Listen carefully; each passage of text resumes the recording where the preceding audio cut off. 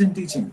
Okay, so the first chapter which we are going to learn is chemical reaction and situation, which is the first chapter of your class 10th. 10th. So now, you guys are in class 10th. आप लोगों को change महसूस हुआ है? You must have Yes, sir. experienced change in your life. वैसे तो अगर हम ध्यान दें तो बहुत कुछ चेंज हो चुका है लाइफ में हमारे. पहले हम ऑफलाइन पढ़ते थे, आज हम ऑनलाइन पढ़ने की कोशिश कर रहे हैं. You all know why we are doing all this things, why we are sitting at home due to corona virus. Okay, so change हमारे लिए जो चेंज का मतलब है वो है बदलाव. ठीक है, variation in a regular pattern of anything. हम रोज स्कूल जाते थे, अब हम स्कूल नहीं जा रहे, अब हम जूम कॉल पे बैठ के टीचरों से पढ़ रहे हैं. This is a change for us. हम कोचिंग में ऑफलाइन जाके सेंटर में पढ़ते थे, लेकिन नहीं, अब हम गूगल मीट के थ्रू क्लासेस अरेंज कर रहे हैं. This is a change for us. मैं रोज 10 किलोमीटर रनिंग करता था, पर अब मैं रनिंग नहीं कर पा रहा हूँ. This is a change for me. तो अब हमारे रियल लाइफ में जो बदलाव है, जो that means variation in the regular pattern of anything. बेटा आप लोग अपना माइक म्यूट रखिए, इससे क्या होगा, डिस्टर्बेंस होगा, बाकी बच्चे डिस्टर्ब होंगे, सिर्फ मेरे को ही बोलने दीजिए. Okay, so we were discussing about change. Real life में हमारे लिए चेंज का मतलब है variation in a regular pattern of anything. But chemistry में हम चेंज को किस तरह से देखते हैं? अभी जो हम वर्ड पढ़ रहे हैं वो है change.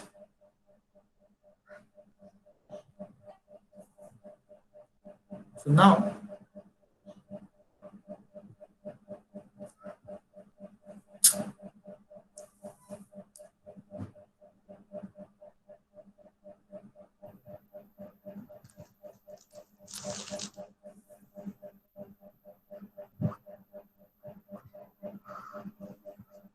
we need to understand what is change in chemistry. Chemistry की बात करूं बेटा, तो चेंज जो है हम दो तरीके से क्लासिफाई करते हैं. One is physical change,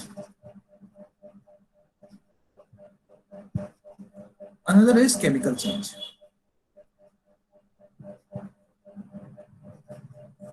now question rises कि सर ये चेंज फिजिकल चेंज में क्यों क्लासिफाई हुआ, केमिकल चेंज में क्यों क्लासिफाई हुआ? आप लोग क्लास 9 से क्लास 10th में आए हैं. मैं आपको एक क्लास और पीछे लेके जाऊंगा. ठीक है, क्लास 8th में आपने क्लास 8th में सीखा था कि metals are those substances which are sonorous, lustrous, good conductor of electricity, have a tendency to lose electron. This is metal. Non metal की सिमिलरली आपने डेफिनेशन सीखी थी. तो कहीं ना कहीं आप लोगों ने क्या किया, आपने मेटल्स एंड नॉन मेटल्स की प्रॉपर्टीज को पिक किया और उससे उसकी डेफिनेशन तैयार कर ली. तो केमिस्ट्री में हम यही करते हैं, किसी भी टर्म को समझना है तो उसकी फिजिकल और केमिकल प्रॉपर्टी उठाई, उसके दम पे उसको डिफाइन कर दिया.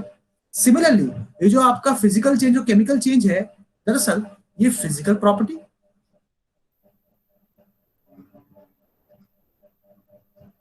और केमिकल प्रॉपर्टी पे बेस्ड है.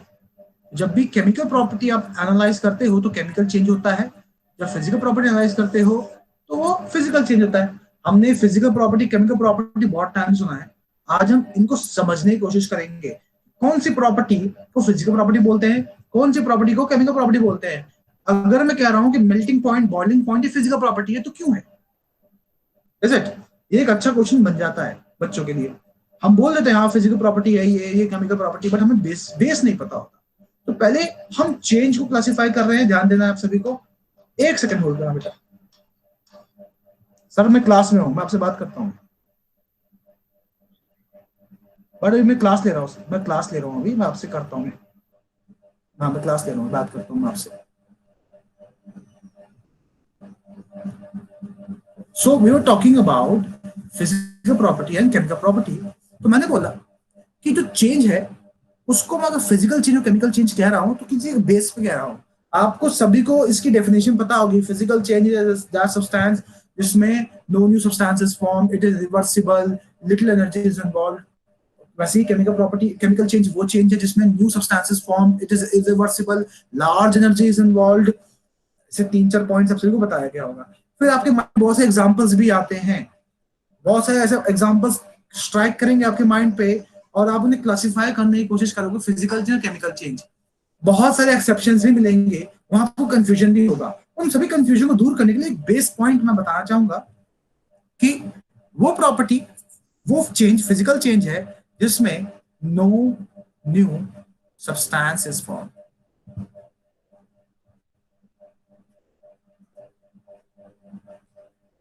और वो सब्सटेंस केमिकल, वो चेंज केमिकल चेंज है जिसमें न्यू सब्सटेंसेस।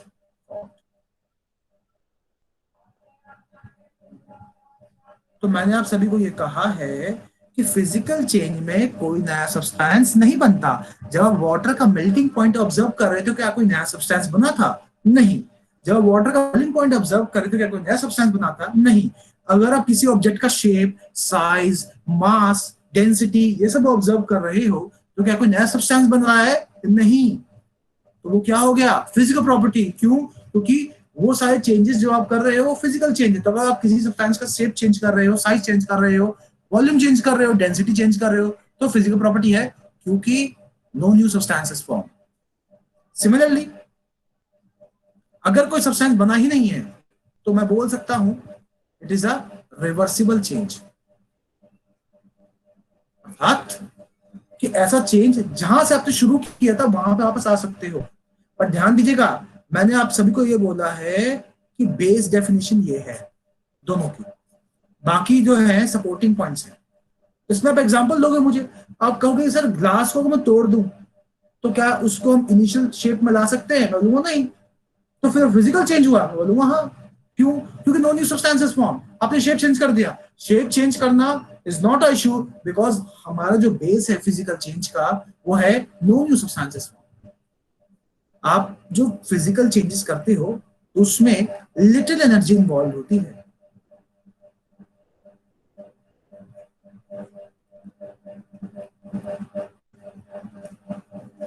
लेकिन अगर मैं बात करूं अब आपके केमिकल चेंज की, मैंने बताया कि केमिकल चेंज में नया सब्सटेंस बनता है। तो अगर मैं पेपर को बर्न दूं, अगर मैं पेपर को बर्न कर दूं तो क्या बनेगा? एशेस बन जाएंगे। क्या एशेस न्यू सब्सटेंसेस हैं? बिल्कुल है। तो अगर कोई नया सब्सटेंस बना है तो it is a chemical change. अगर मैं मैग्नीशियम के वायर को बर्न करूं तो मैग्नीशियम ऑक्साइड बन जाएगा। क्या नया सब्सटेंस बना है? बिल्कुल बना है। It is a chemical change. तो अगर ये नया सब्सटेंस बना रहा है तो generally you will see that it is irreversible nature.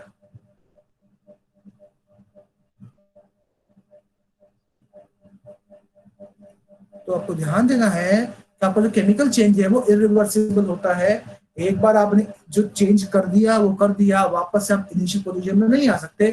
Trust me, इसके भी बहुत सारे एग्जांपल्स हैं जहां पे ये लॉ वॉलेट हो जाएगा, जहां पे आपको इरिवर्सिबल नहीं रिवर्सिबल नेचर वाले केमिकल चेंजेस दिखेंगे।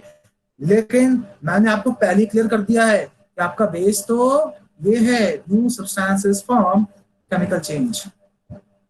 Next point is large energies involve.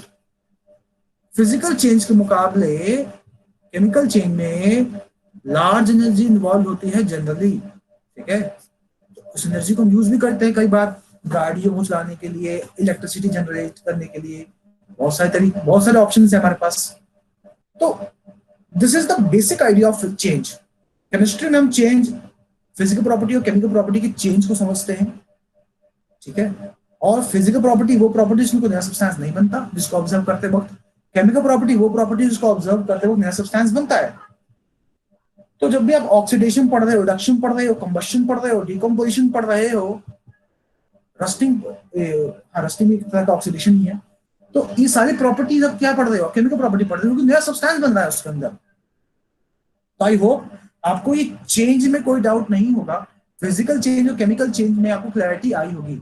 I don't remember the child name, पर एक बच्चे ने मुझसे सवाल पूछा कि सर अगर मैं सोडियम क्लोराइड को पानी में डाल दूं तो क्या वो केमिकल चेंज होगा? तो बिल्कुल वो केमिकल चेंज होगा। ठीक है, मैं कह रहा हूं कि NaCl को अगर आप पानी में डालोगे तो वो केमिकल चेंज होगा। बट हाउ, को समझने के लिए पहले हमें केमिकल चेंज को थोड़ा और डीपली समझना पड़ेगा। पहले तो क्वेश्चन उठता है क्वेश्चन ये उठता है कि केमिकल चेंज में ऐसा क्या हो रहा है कि नया सब्सटेंस बन रहा है. So what is exactly going on in chemical change that we are getting new substance? The answer to this question is chemical reaction. So the chemical change, chemical reaction is going on. Now what is chemical reaction? Let us move to that.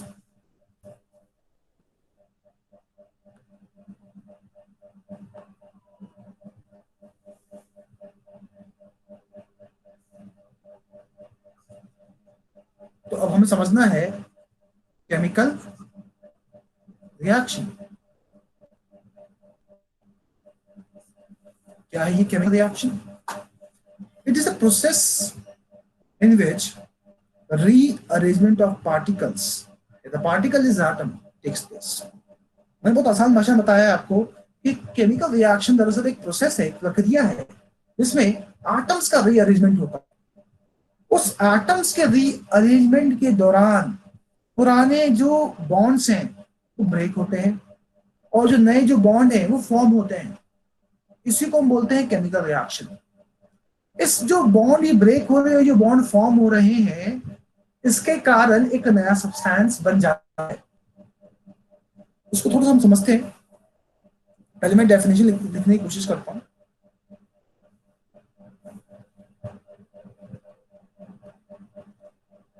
I hope आप सभी मेरे को सुन पा रहे हैं. आप लोगों को डाउट हो कुछ तो इन जब कोई टॉपिक मैं खत्म करूं मैं आपको ऑप्शन दूंगा बोलने का, तो आप लोग मुझसे पूछ भी सकते हैं साथ साथ.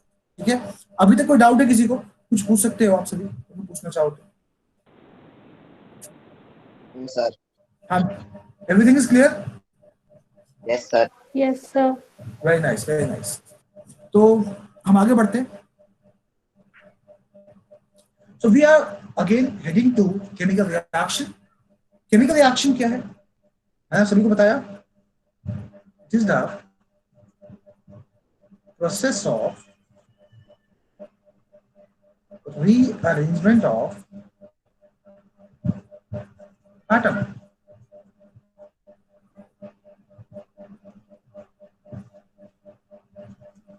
In chemical reaction, old bond breaks and new bonds are formed. किसी का माइक ओपन है बेटा, अपना माइक बंद कर लो आप. मैंने को बताया है कि केमिकल रिएक्शन वो रिएक्शन जिसमें रीअरेंजमेंट ऑफ एटम होता है. ऐसा करते वक्त पुराने बॉन्ड टूटते हैं, नए बॉन्ड बनते हैं. आई होप यहां तक सभी को क्लियर होगा. इसको एक एग्जांपल से हम समझते हैं. ठीक है. तो अगर मैं हाइड्रोजन को बर्न करूं ऑक्सीजन के प्रेजेंस में तो मुझे क्या मिलेगा?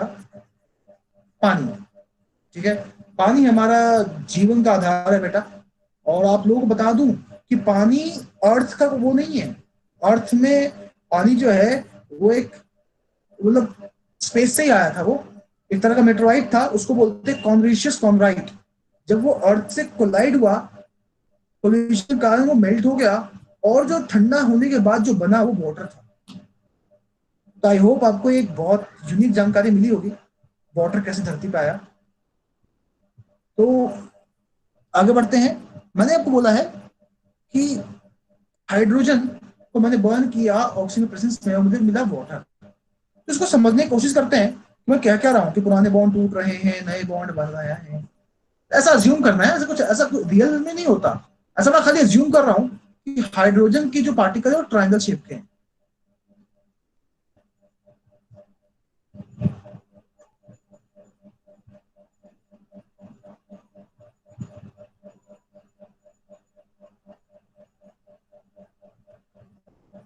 एंड ऑक्सीजन के जो पार्टिकल हैं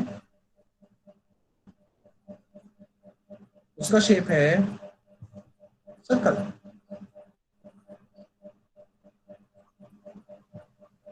sir your voice is not clear. Hello बेटा, आवाज आ रही है? हेलो. सर क्लियर नहीं आ रही। बेटा बाकी को भी दिक्कत आ रही है क्या? नो सर, उसका शायद से नेटवर्क। नो सर, सही है आपकी voice, your voice is clear. So बेटा आप थोड़ा इंटरनेट चेक करो ना। Yes you are having internet issue.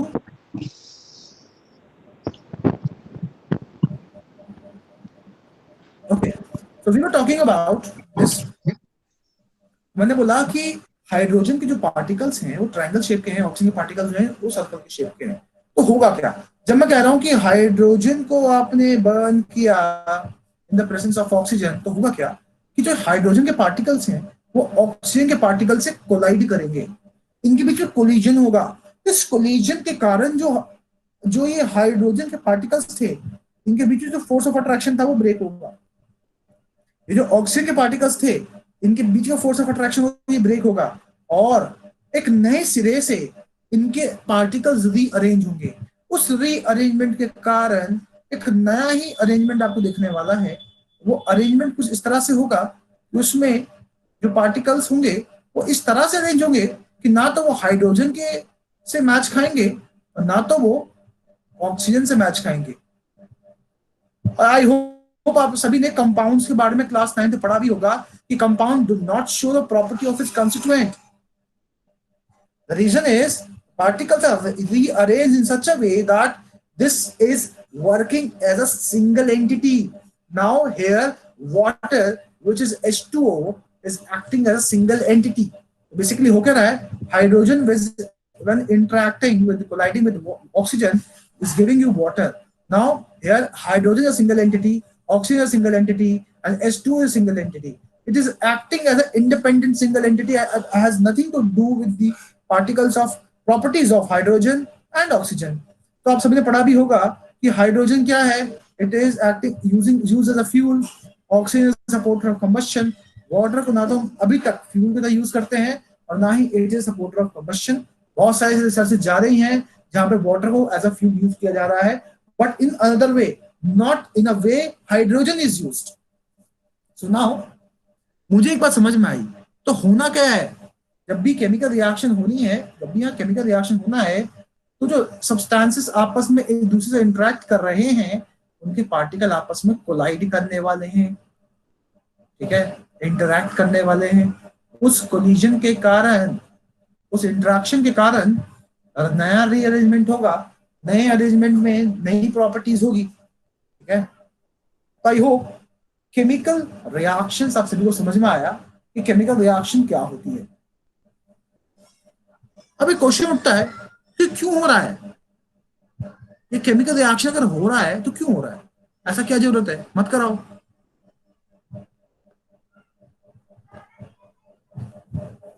So question rises कि chemical reaction is occurring, why? अगर हम इंसानों की बात करें तो हर किसी को अंबानी बनना है। अब अंबानी का मतलब क्या है हमारे लिए? हमारे लिए जो अंबानी है वो स्टेबिलिटी है हमारी लाइफ में। हम सभी को पैसा कमाना है, हम सभी को मिलना है, अमीर होना, हैप्पी रहना, ये हमारे लिए स्टेबिलिटी है। सिमिलरली क्लास 9 में बताया गया होगा आप सभी को कि नोबल गैसेस कुछ होते हैं, helium, neon, argon, krypton, xenon, radon. अगर इनका आप ऑटोमोशन देखोगे तो उनमें 8 इलेक्ट्रॉन्स होते हैं और हम बोलते हैं वो इनर्ट हैं, वो किसी से रिएक्ट नहीं करते इजीली। अब बाकी एलिमेंट्स को दिख रहा है कि भाई साहब बड़े सही हैं, इनको तो रिएक्ट करने की जरूरत ही नहीं किसी से, हमें भी इनके तरह बनना है।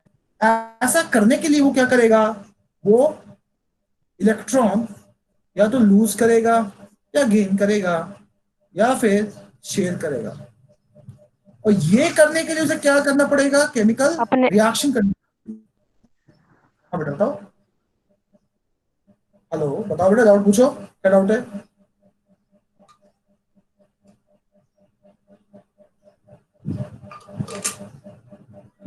किसी को डाउट है क्या?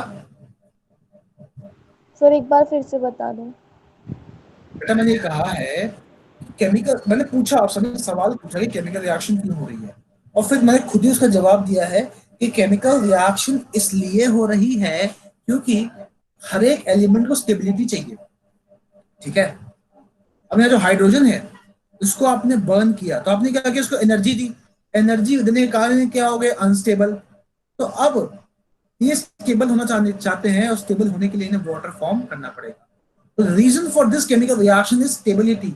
जब भी केमिकल चेंज होता है उसके अंदर जो रीअरेंजमेंट हो रहा है, that is just because they want to earn stability in them, ठीक है। समझ में आ रहा है? Doubt Yes, clear sir. हुआ बेटा?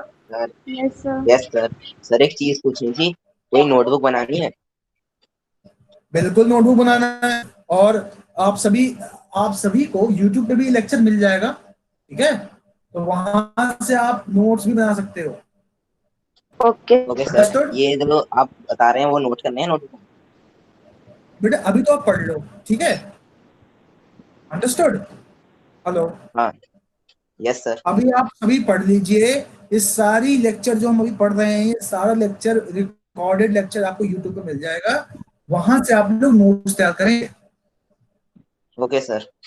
Okay, sir. ठीक है, हम आगे बढ़ते हैं। ओके, हम आगे बढ़ते हैं।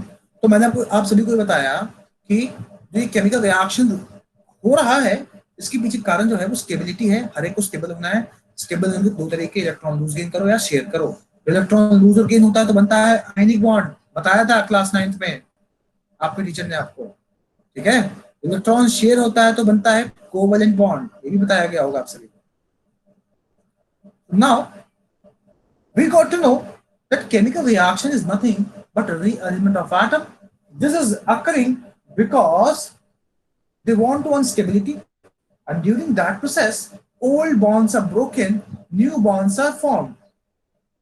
I hope यहां तक किसी को डाउट नहीं होगा। किसी को डाउट हो तो पूछ लो। No sir. चलिए आगे बढ़ते हैं। अच्छा, आप सभी ने जर्नलिस्ट देखे होंगे। आजकल जर्नलिस्ट हमारे अलग हो गए हैं। पुराने टाइम पे क्या होता था, जब कोई सेलिब्रिटी आता था, जर्नलिस्ट एक कॉपी पेन लेके बैठता था बेचारा। उस टाइम इतना डिजिटल मीडिया नहीं था, तो वहां पे क्या होता था, जर्नलिस्ट बोलते थे, सॉरी, सेलिब्रिटी बोलता था और वो जर्नलिस्ट बेचारे नोट करते थे, ठीक है। तो अब जो स्पीच दे रहा है वो तो लंबे लंबे स्पीच देगा आपको। अब उस लंबे लंबे स्पीच में जर्नलिस्ट हर एक स्टेटमेंट तो लिख नहीं सकता। जर्नलिस्ट क्या करता था, शॉर्ट हैंड यूज करता था। शॉर्ट हैंड्स की मदद से वो सारी स्पीच को नोट कर पाता था जो वो सेलिब्रिटी कह रहा है, फिर दोबारा से उसको डिकोड करके वो अपने अखबार में उसको छाप दिया करता था, और हम उसको अर्ली मॉर्निंग पढ़ लिया करते थे। पर आजकल टेक्नोलॉजी चेंज हो गई, अब तो सीधा उसकी वीडियो रिकॉर्डिंग कर लो, जो बोल रहा है वो हम फिर अलग से छाप देंगे, ठीक है।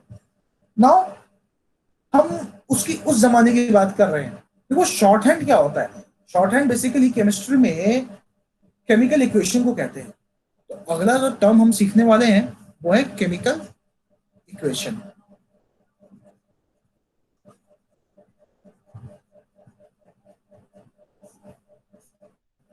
तो chemical equation is nothing but a shorthand to represent a chemical reaction.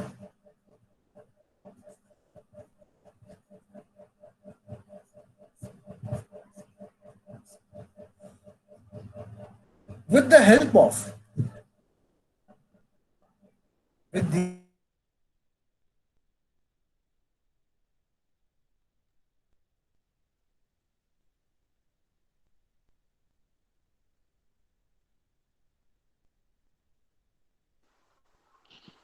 Sir आपकी वॉइस नहीं आ रही।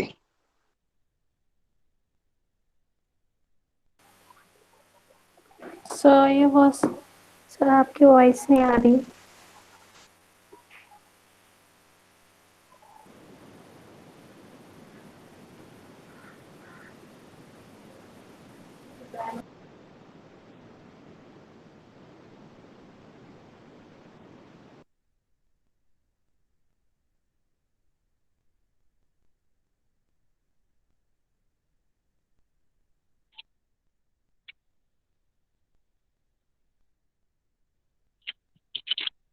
सर आपकी स्क्रीन पोज हो गई, वॉइस नहीं आ रही। सर स्क्रीन पोज हो गई आपकी। यस सर, आपकी स्क्रीन में आ रही है।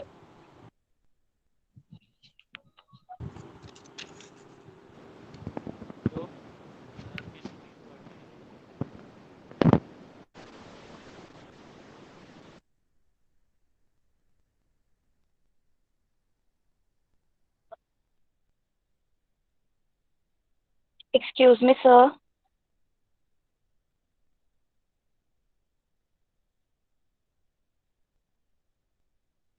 सर दोबारा रिकनेक्ट कर रहे हैं। Okay, sir.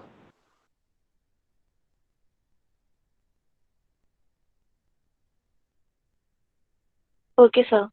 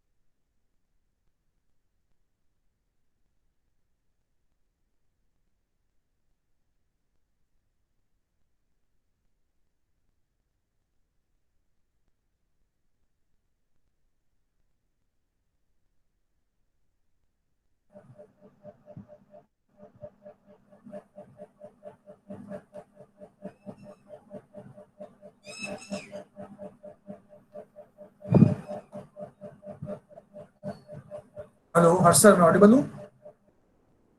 Yes, sir. ओह,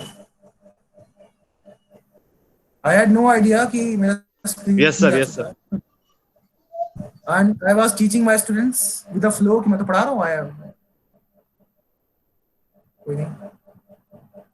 कहाँ तक बेटे हमने कहाँ तक पढ़ा है?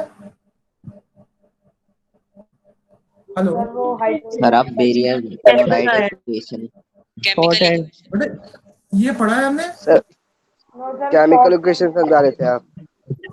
क्या क्या आप Short hand represent a chemical equation. Okay, हम केमिकल इक्वेशन को दोबारा समझ लेते हैं। ठीक, सर आपकी वॉइस लेट नहीं अस आ अगेन रही। अंडरस्टैंड।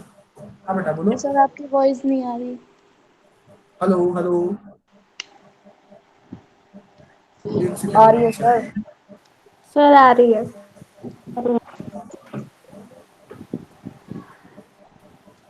बेटा एक बार इंटरनेट चेक करो जिसको नहीं आ रही है। सर आ रही है, आप कंटिन्यू कर सकते हैं। Okay.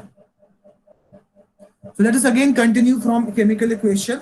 What I said कि chemical equation मैंने कहा था कि chemical equation दरअसल एक शॉर्ट हैंड है किसी भी केमिकल रिएक्शन को रिप्रेजेंट करने का।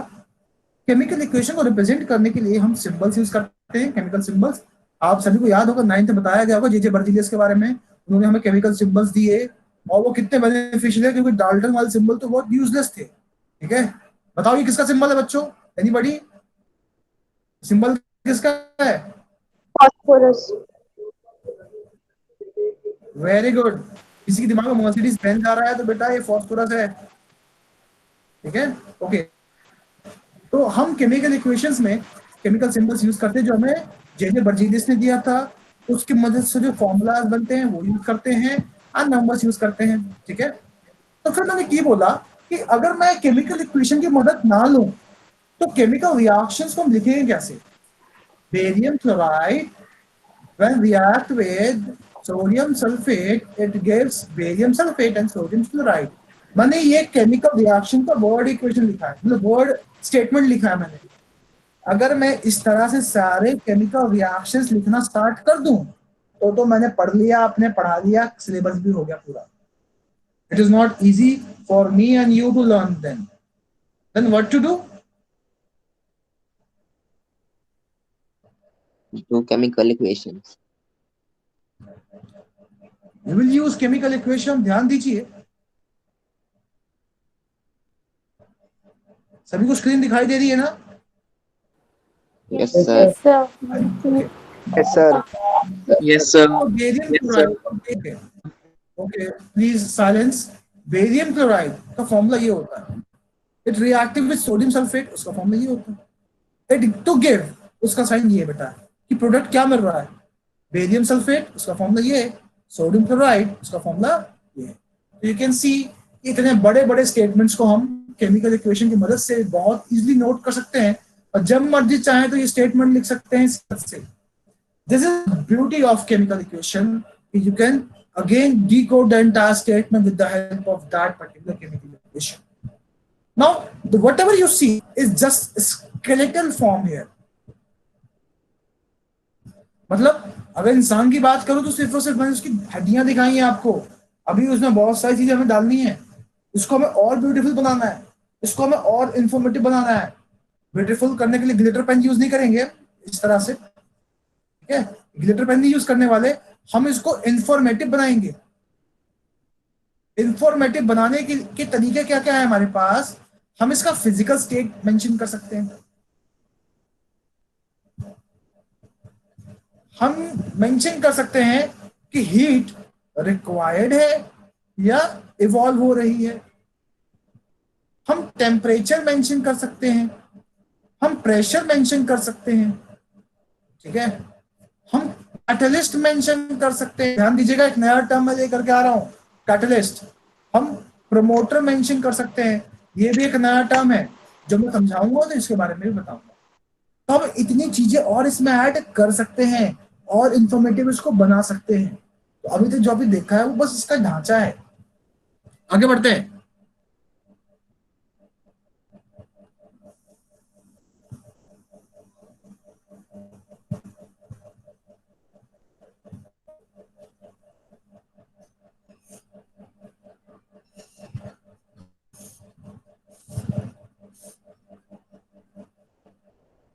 किसी को डाउट है? चैट कर रहा है सर, आपकी वॉइस नहीं आ रही बेटा। मैं तो, आप सबको आ रही है शायद, आपको नहीं आ रही है? यस सर, आती है। Yes, sir. आ रही है आपकी voice. टाइगर बेटा ध्यान दो, टाइगर गेमिंग, आपका नाम नहीं पता मुझे, तो थोड़ा सा नेट इश्यू हो सकता है। अभी आवाज क्लियर है बेटा? कंटिन्यू करते हैं, ठीक है बेटा। चलिए, तो मैंने आपको बताया कि केमिकल इक्वेशन को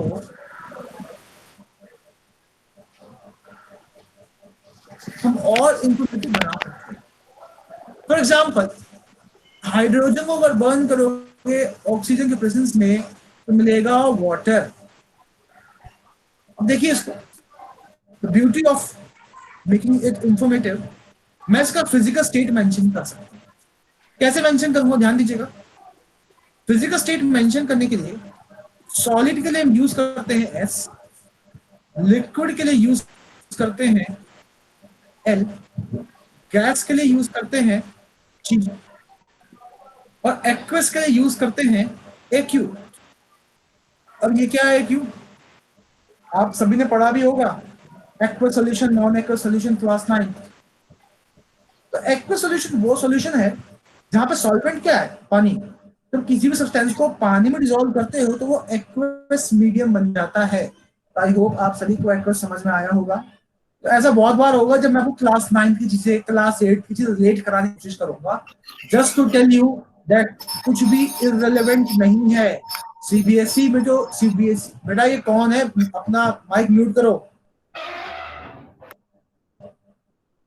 just to tell you that जो भी सीबीएसई आपको पढ़ने के लिए कह रहा है ना, वो बहुत रिसर्च के बाद तय किया गया कि हाँ पहले ये पढ़ाना है, फिर ये पढ़ाना है, फिर ये पढ़ाना है बच्चे को।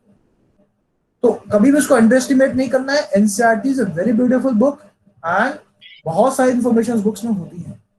आगे बढ़ते हैं।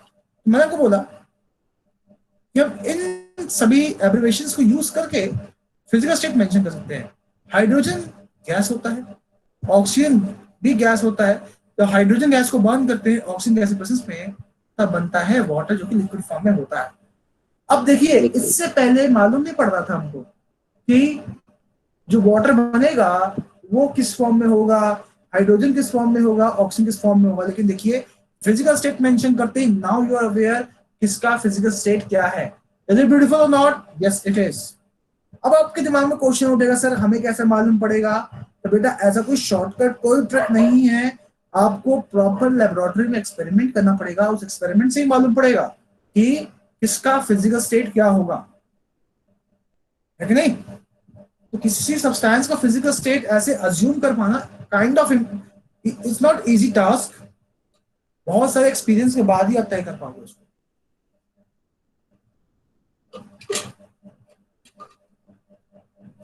ओके, ऐसा एग्जांपल और लेता हूं मैं। तो zinc plus dilute HCl gives ZnCl2 plus S2। इसका भी फिजिकल स्टेट मेंशन कर सकते हैं। ये सॉलिड है, ये एक्वस है, ये भी एक्वस है और ये गैस है। तो आप देख सकते हैं केमिकल इक्वेशन को मैं धीरे धीरे इंफॉर्मेटिव बना रहा हूं। यहाँ पे डाइल्यूट वर्ड देख रहे हैं आप सभी। डाइल्यूट वर्ड समझते हैं क्या होता है?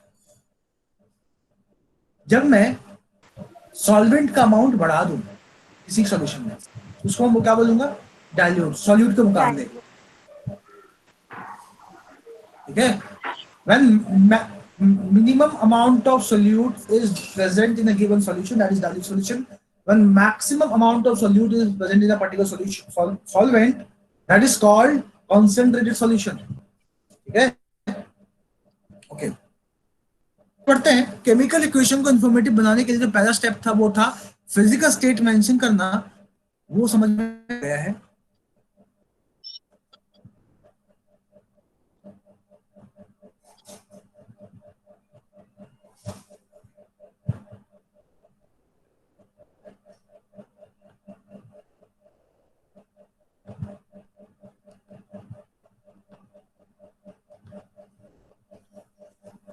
ओके, बट कई बार ऐसा होता है कि बच्चे के माइंड में एक सवाल और चल रहा होता है कि मालूम कैसे पड़ेगा सर कि कोई एक चेंज है जो कि केमिकल चेंज है,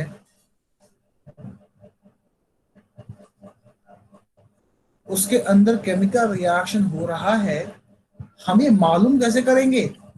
इंफॉर्मेटिव तो बना देना बाद में जब बनाना होगा। पहले आप मुझे बताइए कि केमिकल रिएक्शन हो रहा है, इसकी जानकारी कैसे मिलेगी हमें? तो हम इसकी ओर भी ध्यान देंगे। और जो मैंने कहा था कि हम केमिकल इक्वेशंस को इंफॉर्मेटिव बना सकते हैं, हम उसको यूज करेंगे इसकी कैरेक्टरिस्टिक समझते समझते। ठीक है? तो एक टॉपिक मैं स्टार्ट कर रहा हूं, उसको यूज करते करते मैं केमिकल इक्वेशन को इंफॉर्मेटिव बनाते जाऊंगा। और तरीका भी यही है सिखाने का। Now our next topic is characteristics of chemical reaction। ठीक है? Meanwhile, आप सभी ध्यान देना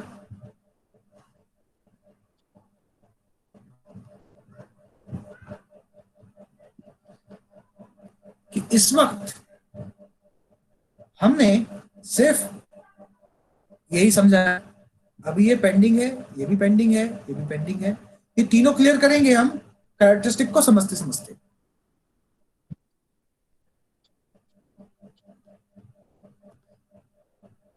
okay, So now characteristic of chemical reaction. सबसे पहला आता है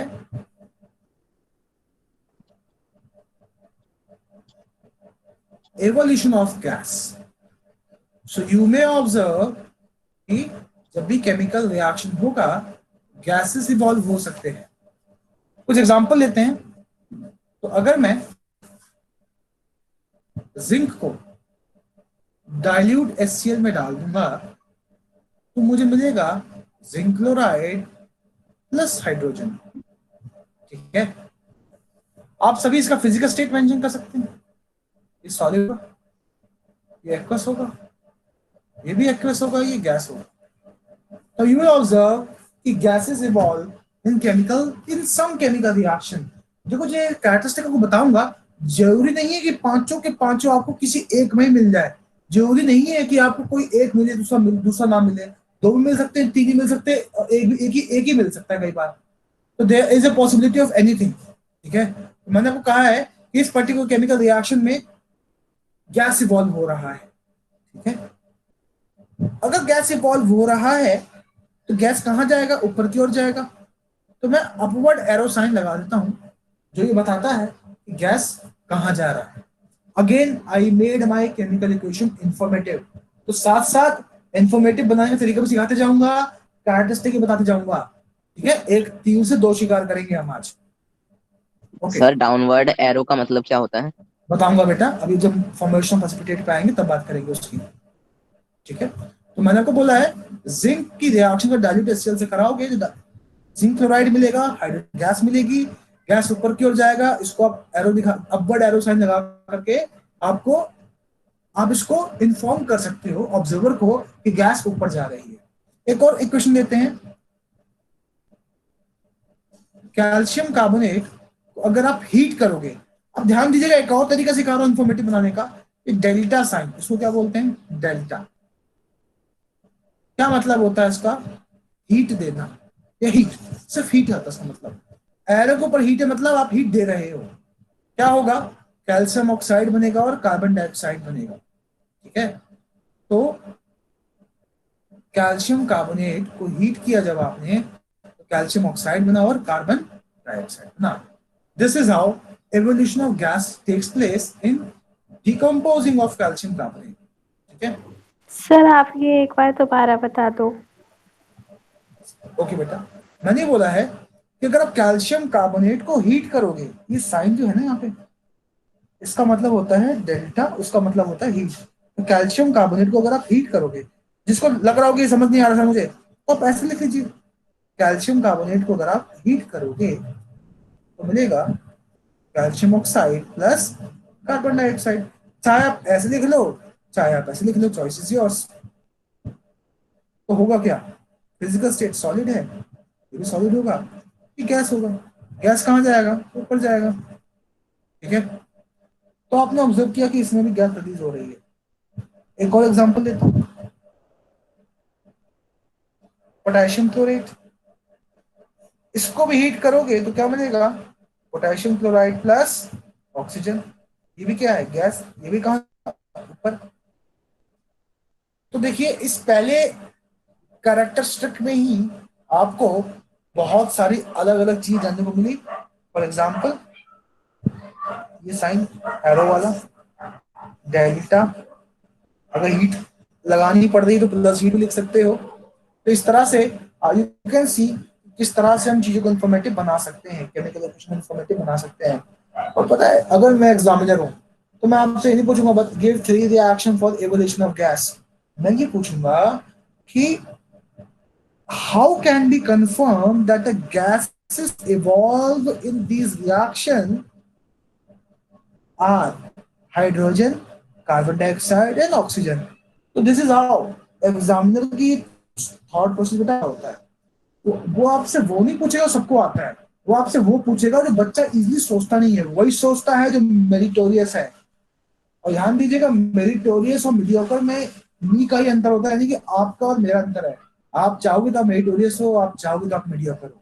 समझते हैं कि हाइड्रोजन का कंफर्मेटरी टेस्ट क्या है, CO2 का कंफर्मेटरी टेस्ट क्या है और ऑक्सीजन का कंफर्मेटरी टेस्ट क्या है. कैसे मालूम पड़ेगा कि H2 है या O2 है या CO2 है?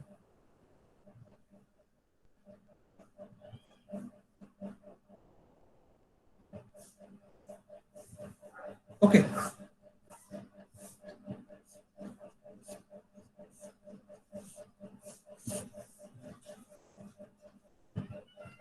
तो सबसे पहले बात करते हैं हम हाइड्रोजन। हाइड्रोजन की टेस्ट करनी है अगर, तो आप बर्निंग कैंडल लेके जाइए। बर्निंग कैंडल क्या करेगा? स्मॉल एक्सप्लोजन होगा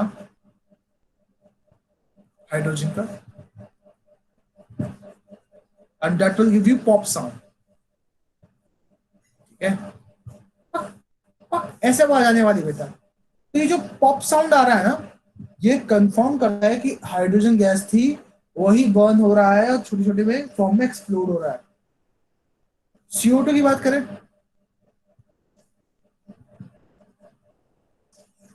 CO2 को हम टेस्ट करते हैं लाइम वाटर टेस्ट।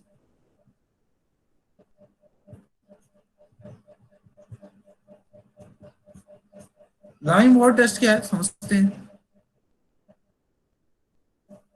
होता क्या है? ये होता है लाइम वाटर, कैल्शियम हाइड्रोक्साइड। जब इसके through carbon dioxide gas pass कराते हो तो बनता है कैल्शियम कार्बोनेट प्लस वाटर।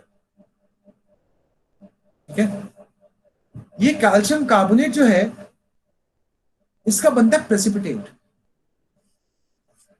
इसका बनता है PPT, precipitate, which is an insoluble product formed during the reaction.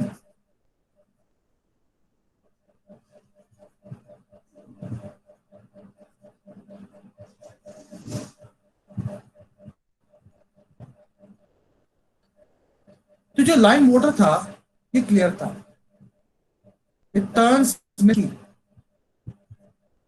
तो ऐसा बोला जाता है कि whenever we pass carbon dioxide gas through lime water it turns milky। ठीक है, तो मिल्की क्यों हुआ? कि कैल्शियम कार्बोनेट का फॉर्मेशन हो गया है, और ये कंफर्म करता है कि CO2 गैस ही था। अगर आप इसके थ्रू एक्सेस ऑफ CO2 पास करा दोगे तो क्या बनेगा? कैल्शियम बाइकार्बोनेट, और ये सॉल्युबल होता है वाटर में। तो वो जो मिल्की कलर था वो अगेन क्या हो जाएगा? कलरलेस। और ये एग्जाम में कई बार पूछा जा चुका है 10th में कि what happens when excess of carbon dioxide gas is passed through the lime water test. तो बताओगे कि पहले तो वो मिल्की होता है कैल्शियम कार्बोनेट के फॉर्मेशन के कारण, लेकिन जब आप एक्सेस में पास कराओगे तो it will turn in back to colourless due to formation of this compound.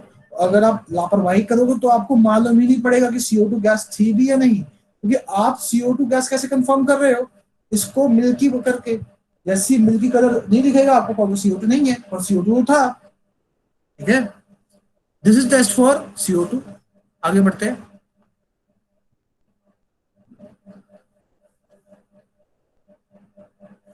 अगला है O2। देखिए, अगर आप बर्निंग कैंडल ले जाओगे इसके पास, so it will burn with a bright flame।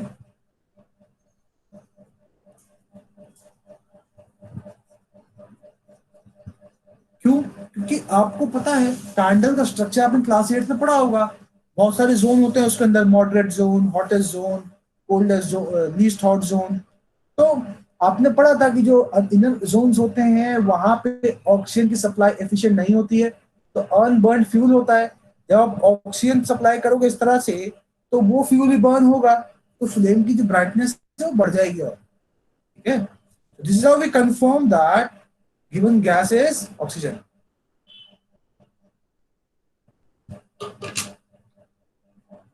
तो आई होप आपको पहला कैरेक्टरिस्टिक समझ में आया। अगला कैरेक्टरिस्टिक समझते हैं, which is formation of precipitate। एक बच्चे मुझसे अभी पूछते हैं प्रेसिपिटेट क्या होता है, और ये डाउनवर्ड एरो क्यों यूज करते हैं, वो इसी में यूज करते हैं It is an insoluble product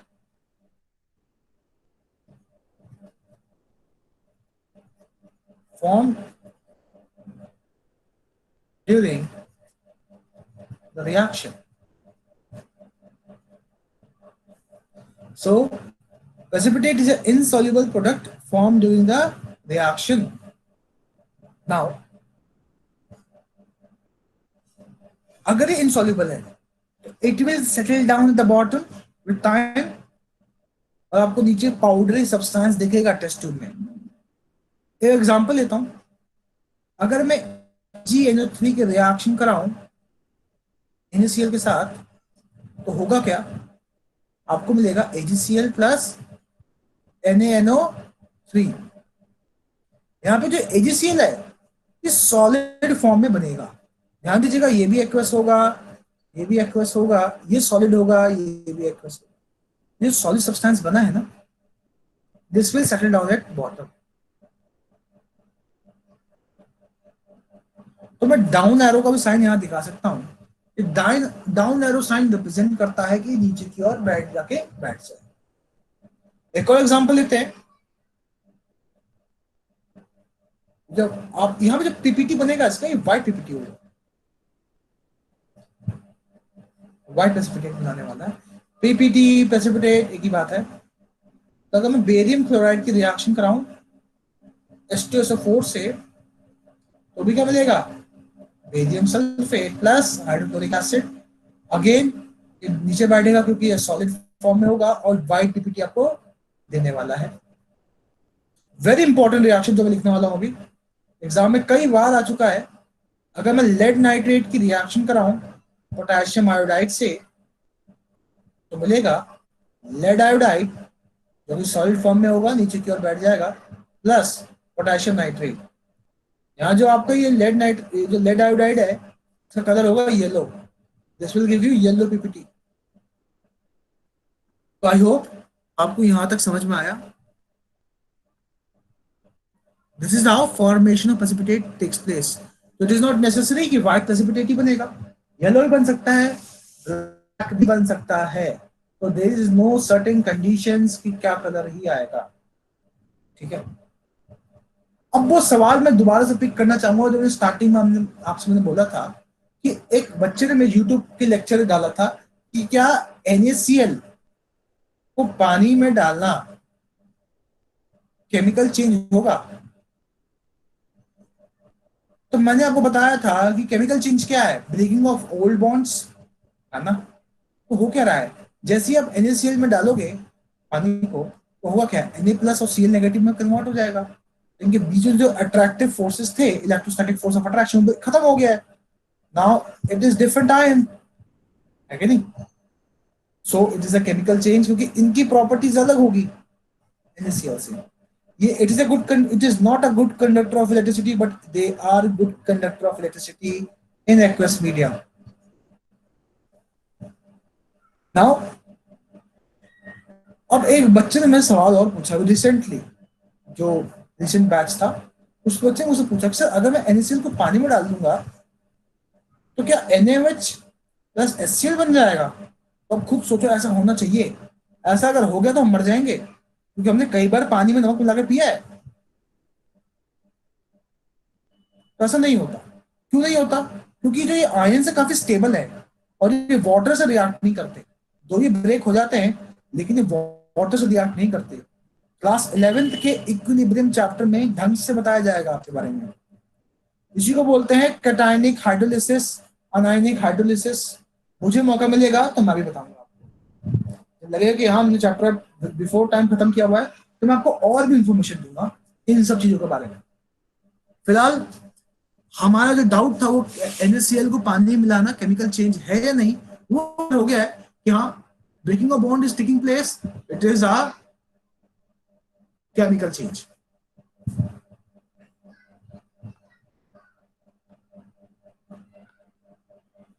तो अगला कैरेक्टरिस्टिक हम पढ़ने वाले हैं वो चेंज इन कलर. तो आप ऑब्जर्व भी करोगे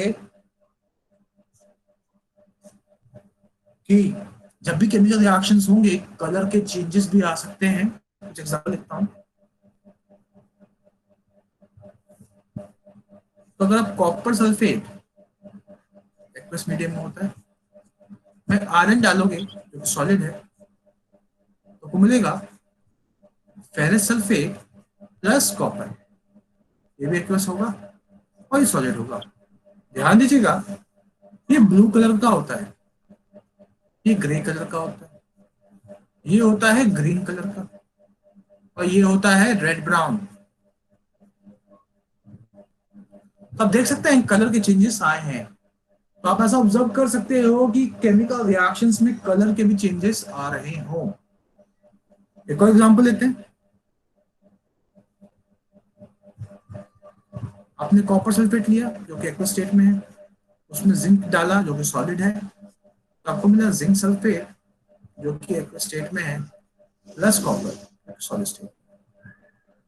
जो कॉपर है, कॉपर सल्फेट वो ब्लू है, जिंक कैसा होगा, व्हाइट है, जिंक सल्फेट कैसा होगा, कलरलेस, कॉपर कैसा होगा, red brown. Again you can see यहाँ पे कलर के चेंजेस आ रहे हैं। आई होप आपको चेंजिंग कलर समझ में आया। अगला कैरेक्टरिस्टिक जो हम पढ़ेंगे वो है, सो हाँ बेटा बोलो। मुझे वो NaCl प्लस H2O वाला नहीं समझ में आया, वो साइंटिफिक लॉजिक उसका। बेटा मैंने आपको बताया है कि जो NaCl है, Na प्लस और Cl नेगेटिव आयन जो है, ये वाटर से रिएक्ट नहीं करेंगे, समझ रहे हो। मैंने आपको ये कहा है कि जो Na प्लस है और ये Cl नेगेटिव है, वाटर में डालोगे तो अलग अलग तो हो जाएंगे, इसको कौन सराउंड कर लेगा, H2O, वैसे कुछ तरह से करेगा। Na प्लस है,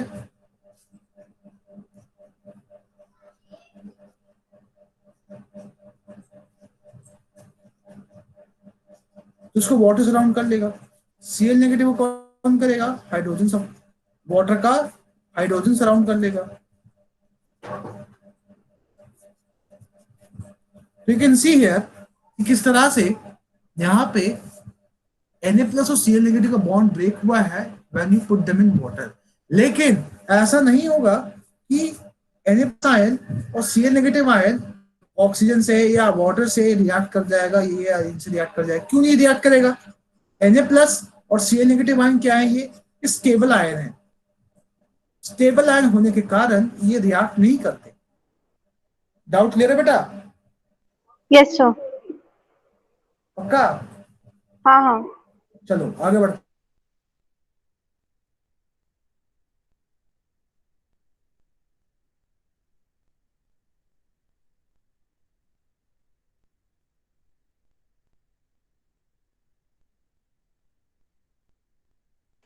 सर आपकी वॉइस नहीं आ रही।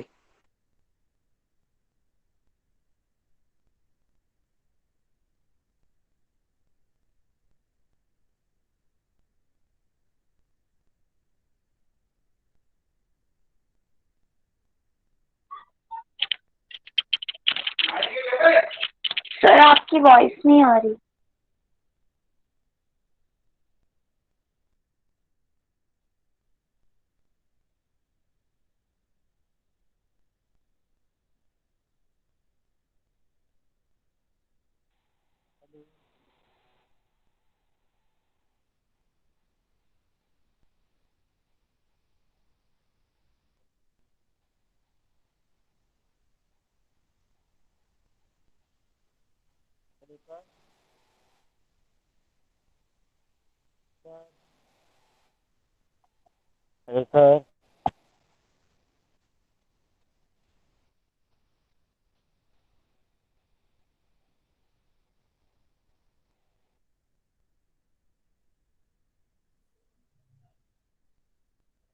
Am I audible?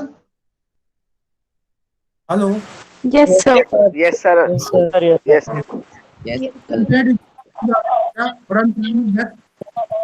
यस आपको बताया जाए, पढ़ाया जाए। Sir you can continue. Hello, हाँ जी बेटा बोलो। कंटिन्यू करें यहाँ से। Yes, sir. sir. Yes, sir.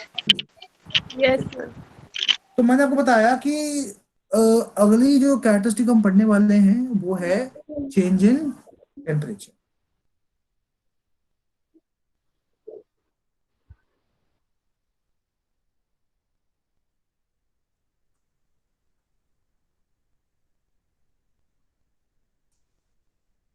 Change in temperature की अगर मैं बात करूं, बेटा आप में से एक बच्चा अपना माइक खोले जिसके पास शोर नहीं हो रहा हो, ठीक है?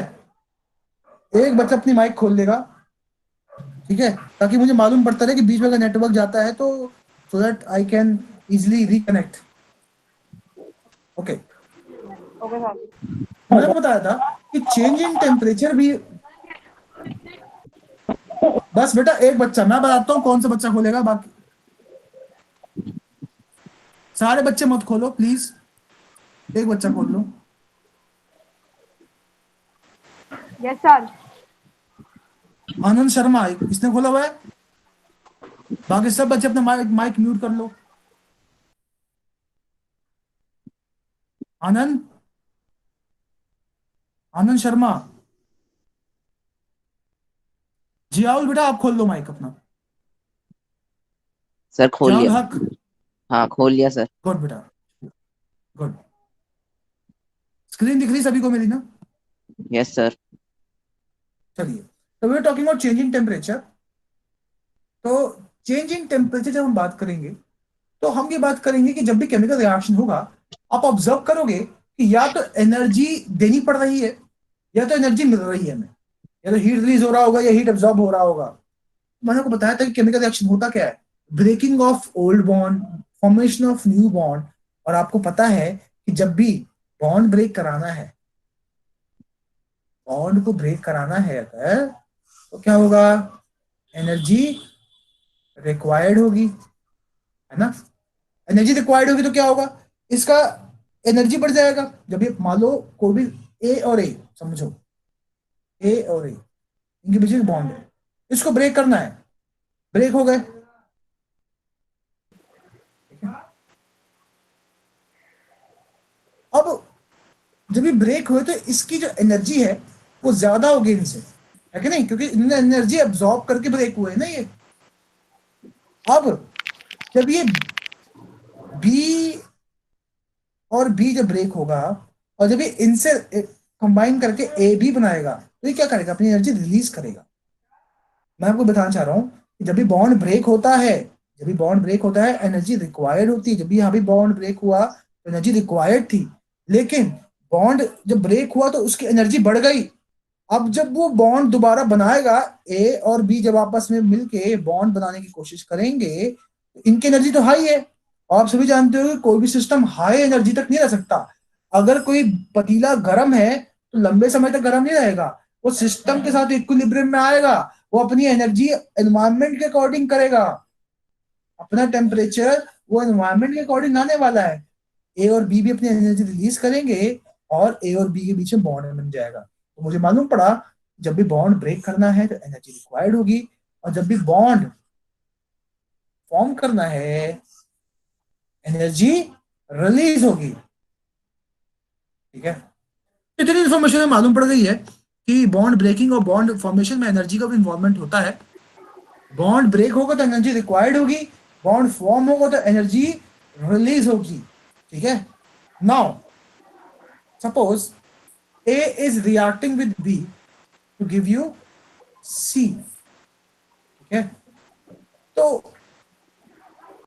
A और B को बॉन्ड को, A और B के बॉन्ड को A2 मान लो, A2 और B2 के बीच की जो बॉन्ड को ब्रेक करने के लिए, या इसको AB मान लो, कुछ एनर्जी रिक्वायर्ड होगी। AB के फॉर्मेशन के लिए जब होगा तो एनर्जी रिलीज होने वाली है। अगर जो एनर्जी रिक्वायर्ड है बॉन्ड को ब्रेक करने के लिए वो ज्यादा है एज कंपेयर टू जो एनर्जी रिलीज हो रही है एबी के फॉर्मेशन के लिए, एबी के फॉर्मेशन में, तो हम बोलेंगे कि वो रिएक्शन क्या है, एंडोथर्मिक। समझिएगा, पैसे की भाषा हम बहुत अच्छे समझते हैं। तो हम, आवाज आ रही बेटा सभी को? जियाउल आवाज आ रही बेटा? सर आ रही है। हाँ ठीक है। तो बेटा पैसे की भाषा हम बहुत अच्छे से समझते हैं। तो सपोज तुम्हारे पास, तुम्हें जरूरत कितने की है, 10 रुपए की है, और कोई कंपटीशन में पार्टिसिपेट करके तुम कितने जीत रहे हो, 5 रुपए। तो तुम्हारे पास पैसे ज्यादा है अब या कम है? एनीबॉडी कैन आंसर, कोई ट्राई करना चाहेगा क्या? बताएं। तुम्हें किसी गेम को जीतने के लिए 10 रुपए चाहिए, और उस गेम को जीत करके तुम उस गेम को जीतते जीतते अब तक 5 रुपए ही आए, तो अभी आप जीत रहे हो हार रहे हो? हार रहे हैं सर वैसे। हार रहे हैं। हार बिल्कुल रहे हार रहे हैं। हैं बेटा, बिल्कुल हार रहे हैं। अब यहाँ पर आप अगर यहाँ ध्यान दो कि जीतने के लिए चाहिए 10 रुपए, और जो हमने एक्टिविटी करी उस गेम में उससे मिले 5 रुपए, तो 5 रुपए अभी हमें और चाहिए ना, चाहिए नहीं चाहिए? यस बिल्कुल सर। चाहिए, यस सर। बिल्कुल चाहिए। यस। तो अब आप क्या करोगे, 5 रुपए दोगे और इसमें आप अपने जेब से 5 रुपए इसमें और मिलाओगे जीतने के लिए, कि ये आपको उल्टा और 5 रुपए देगा? 5 रुपए और डालने पड़ेंगे ना। Yes. M I right? Yes, sir. तो यहाँ मुझे 5 रुपए और डालने पड़ेंगे, 10 रुपए चाहिए जीतने के लिए, 5 रुपए मेरे पास आए हैं एक्टिविटी करके, तो इसमें मैं 5 रुपए और डालूंगा तब जाके इसके बराबर पहुंचूंगा। इसका मतलब है अगर A2 और B2 की रिएक्शन करानी है तो मुझे हीट देनी पड़ेगी, तब जाके AB मिलेगा। और ऐसी रिएक्शन जिसमें हीट देनी पड़ती है उसको हम क्या बोलते हैं, endothermic reaction. Those reactions in which energy is required to carry out the process is called endothermic reaction. बेटा बहुत डिस्टरबेंस आ रहा है, किसका माइक खुल गया ये? ओके, आगे बढ़ते हैं। तो मैंने समझाया कि ऐसी रिएक्शन जिसमें एनर्जी रिक्वायर्ड होती है रिएक्शन को कराने के लिए, उसको हम बोलते हैं एंडोथर्मिक रिएक्शन। कुछ एग्जांपल लेते हैं। ओके, कुछ एग्जांपल लेते हैं। कैल्शियम कार्बोनेट, जब आप हीट करोगे तो क्या मिलेगा, calcium oxide plus carbon dioxide. ये क्या है, endothermic reaction. Similarly potassium chloride को आप हीट करोगे तो क्या मिलेगा, potassium chloride plus oxygen. Nitrogen when burned in the presence of oxygen at very less temperature and heated, it gives nitrous oxide।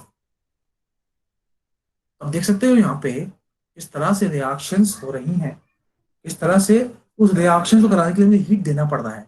ऐसी रिएक्शन जिसमें रिएक्टेंट साइड हीट ऐड होती है उसको हम बोलते हैं एंडोथर्मिक रिएक्शंस।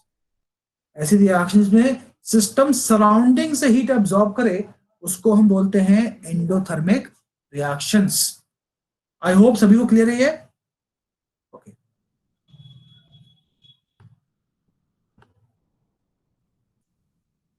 एक और एग्जांपल ले लेते हैं यहाँ पे हम फोटोसिंथेसिस का। फोटोसिंथेसिस क्या होता है, कार्बन डाइऑक्साइड एंड वाटर को यूज किया जाता है इन the presence of sunlight in the chlorophyll.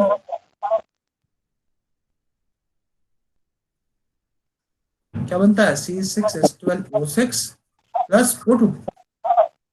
फिर इसको यूज करके वो अपनी एनर्जी में आता है। अब देख सकते हैं यहाँ पे सनलाइट फॉर्म ऑफ एनर्जी को यूज कर रहा है plant. Again it is endothermic reaction. अब हम बात करते हैं एक्सोथर्मिक रिएक्शन की। सर, हाँ बोलो। सर वो केएल का मतलब क्या है, जो केईएल सेकंड इक्वेशन में लिखा है आपने? क्या क्या क्या? केईएल जो आपने सेकंड इक्वेशन में लिखा है ऊपर। क्या लिखा है बेटा, एक सेकंड रुको। हाँ बोलो। इसमें ये बेटा KCl है, ये कैल्शियम क्लोराइड। तो सर वो ई लग रहा था। अरे कोई नहीं बेटा, वो C है। Okay sir.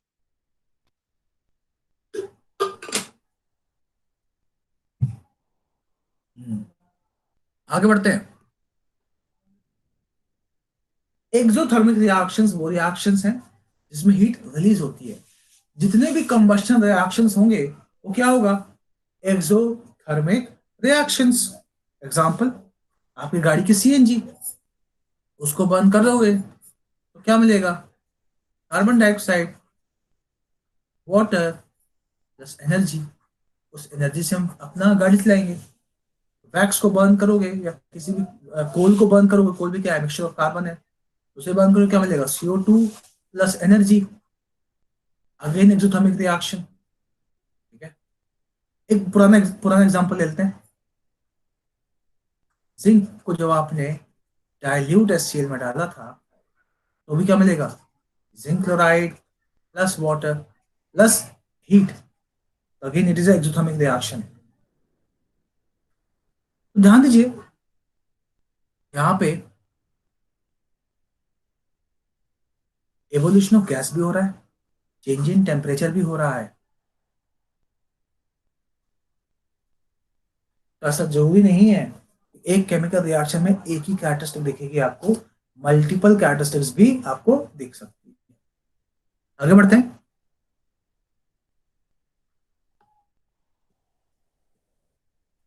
अगला है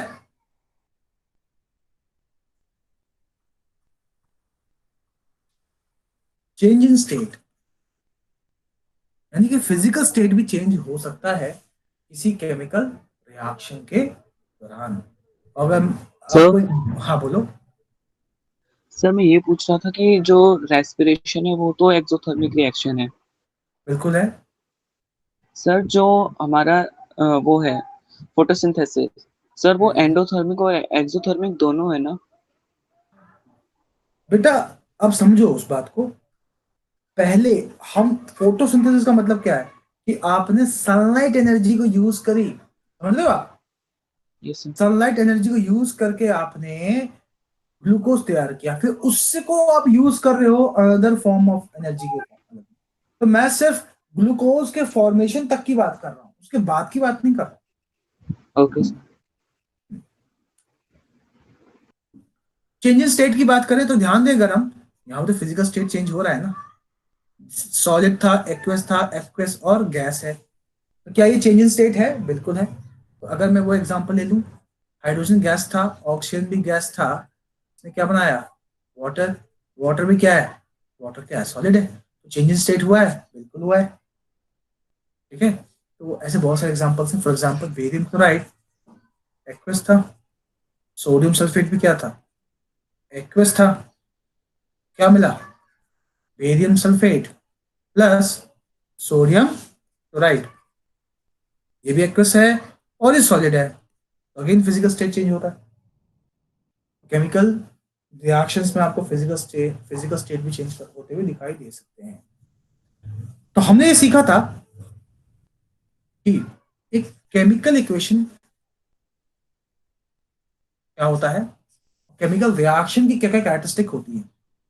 हमने सीखा कि ए और बी जब आपस में रिएक्ट करते हैं तो हमें वो देता है सी और डी। यहाँ पे ए और जो बी है ये क्या है, रिएक्टेंट है। सी और डी क्या है, ये प्रोडक्ट है। ठीक है,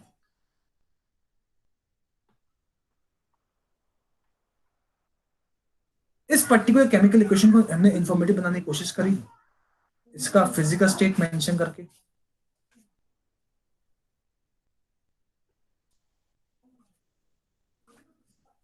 ठीक है, so we try to mention the physical state of each and every substance which were present। ठीक है, अब हम इसके बाद समझेंगे हम और क्या क्या चीजें इसमें ऐड कर सकते हैं। वी कैन ऐड कैटलिस्ट, एक नया टर्म मैं लेकर के आ रहा हूं, कैटलिस्ट। कैटलिस्ट क्या होता है, कैटलिस्ट हमारी मम्मी की तरह होता है। क्या है मम्मी, मम्मी क्या करती है, देखो ध्यान देना, हम लोग पढ़ने वाले बच्चे हैं, हम पढ़ते हैं, ऐसी बात नहीं कि हम नहीं पढ़ते, हम पढ़ते हैं, लेकिन हम कब क्या करते हैं, बहुत आराम से पढ़ते हैं। लेकिन जब एग्जाम पास होता है तो मम्मी भी हमें तंग करती है, बोलती है भाई किताब खोलो, पढ़ाई करो, अब पढ़ना पड़ेगा। तो मम्मी ने वो क्या किया, फोर्स किया पढ़ने के लिए, तो मम्मी क्या हुई, कैटलिस्ट हुई। तो कैटलिस्ट क्या है, वो सब्सटेंस है हमारे लाइफ में जो हमारे पढ़ने के रेट को बढ़ा दे। पहले हम एक दिन में एक पेज पढ़ते थे, अब हम एक दिन में एक बुक पढ़ रहे हैं। ये ऐसा हो भी सकता है तब ऐसे एग्जाम से एक दिन पहले तब पूरा बुक रिवाइज करते हुई, ठीक है, तो वो एग्जाम वहां पर कैटलिस्ट है, ठीक है। तो एग्जाम ने क्या किया, और एफिशिएंट बना दिया उस लर्निंग के फेज को। तो मम्मा ने क्या किया, हमारे रेट ऑफ स्टडी को बढ़ा दिया है, और हम पहले से ज्यादा पढ़ रहे हैं क्योंकि मम्मी ने हमें फोर्स किया हुआ है कि आपको पढ़ना है। नाउ केमिस्ट्री में कैटलिस्ट को कैसे समझेंगे? केमिस्ट्री में catalyst is something which increases rate of reaction.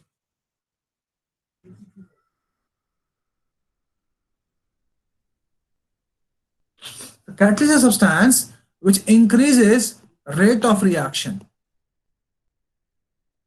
I hope आपको ये बेसिक स्टेटमेंट समझ में आया। कैटलिस्ट वो सब्सटेंस है जो रिएक्शन की रेट बढ़ा देता है। रेट का मतलब, मेरा मतलब क्या है यहाँ पे, रिएक्शन के रेट का, इसका मतलब ये कि किस रफ्तार से प्रोडक्ट का फॉर्मेशन हो रहा है, ठीक है, कि 1 घंटे में कितने प्रोडक्ट बन रहे हैं, किसी पर्टिकुलर टाइम में कितना प्रोडक्ट बन रहा है, वो भी रेट होता है, या किसी पर्टिकुलर टाइम में कितना रिएक्टेंट मेरा खत्म हो रहा है, वो भी रेट है, ठीक है। तो कैटलिस्ट क्या करता है, प्रोडक्ट के फॉर्मेशन का रेट बढ़ा देता है। तो यहाँ पे जो मैंने रिएक्शन लिखी थी ना, KClO3 जो सॉलिड था, उसको आपने हीट किया इन the presence of catalyst MnO2, it gives you KCl जो सॉलिड है एंड ऑक्सीजन जो गैस है। तो अगर आप मान लो बिना MnO2 की मदद से आप रिएक्शन करोगे तो रिएक्शन शायद 3-4 दिन में हो या 1 दिन में हो, लेकिन कैटलिस्ट की मदद से कुछ घंटों में ही हो जाता है। तो कैटलिस्ट ने क्या किया, जो काम महीने में दिन में हो रहा था वो घंटों में कर दिया। तो आई होप आपको समझ में आया कि कैटलिस्ट का रोल क्या है। कैटलिस्ट रिएक्शन के रेट को बढ़ा देता है।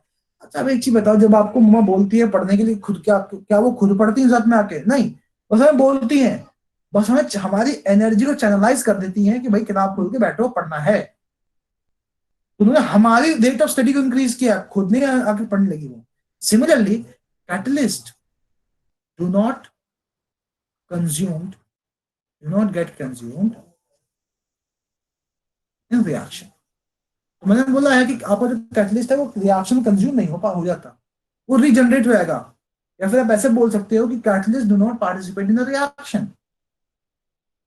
तो कैटलिस्ट खाली रिएक्टेंट को मजबूर कर रहा है या चैनलाइज कर रहा है कि आप प्रोडक्ट को जल्दी जल्दी बनाओ, वो खुद पार्टिसिपेट थोड़ा ना करेगा रिएक्शन में, ऐसा नहीं होता। कई बार क्या होता है, जब मम्मी की बात भी हम नहीं सुनते, मम्मी तो बोल रही, कोई बात नहीं, कई बार होता है ना, खौफ नहीं होता मम्मी का, तो उस केस में क्या होता है, फिर मम्मी किसको बुलाती है, पापा को। तो कई बार जब ऐसा होता है कि रिएक्शन जो है, रिएक्शन, बात करते हैं हेबर्स प्रोसेस की।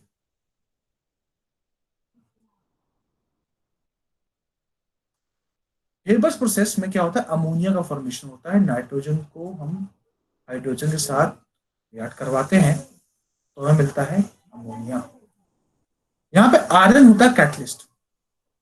अब आयरन को एज अ कैटलिस्ट यूज करने के बाद भी अगर as a owner of the company मैं खुश नहीं हूं कि हाँ जो अमोनिया बन रहा है वो अभी भी बहुत टाइम लग रहा है बनने में, मेरे को पैसे कमाने बहुत सारे, और रेट को इंक्रीज करो।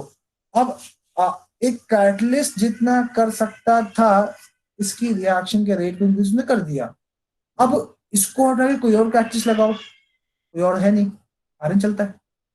अब हम क्या करेंगे, आयरन के एफिशिएंसी को बढ़ाएंगे, ठीक है।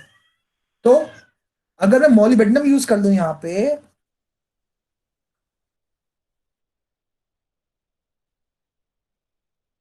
मॉलिब्डेनम आयरन के एफिशिएंसी को बढ़ा देता है और आयरन और एफिशिएंटली अमोनिया का फॉर्मेशन करता है। आप सभी यहां पे देख सकते हैं कि रिएक्शन कितना इंफॉर्मेटिव है। नाइट्रोजन गैस है, वो हाइड्रोजन गैस से रिएक्ट कर रहा है। In the presence of iron as a catalyst, molybdenum as a promoter to give us ammonia gas, ठीक है। आप यहाँ पे टेम्परेचर और प्रेशर भी मेंशन कर सकते हो। तो यहाँ जो प्रेशर जो में यूज करते हैं हम, वो होता है 200 एटमॉस्फेरिक प्रेशर,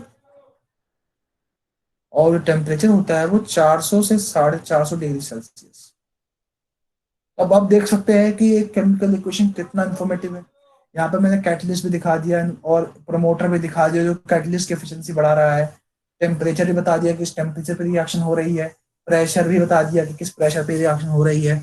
सिमिलरली हम मिथेनॉल भी बना सकते हैं। कैसे बनता है methanol? CO plus H2O gives you CH3OH। यहाँ पे